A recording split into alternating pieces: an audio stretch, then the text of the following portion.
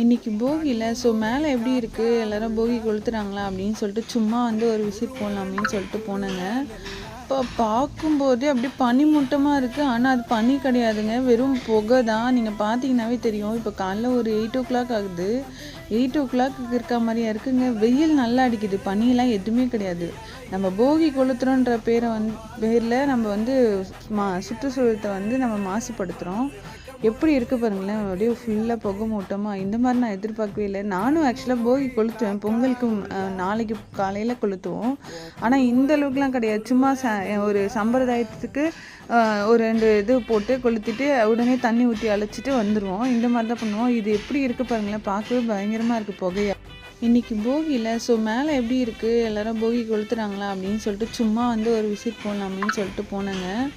இப்போ பார்க்கும்போதே அப்படியே பனி மூட்டமாக இருக்குது. ஆனால் அது பனி கிடையாதுங்க, வெறும் புகை தான். நீங்கள்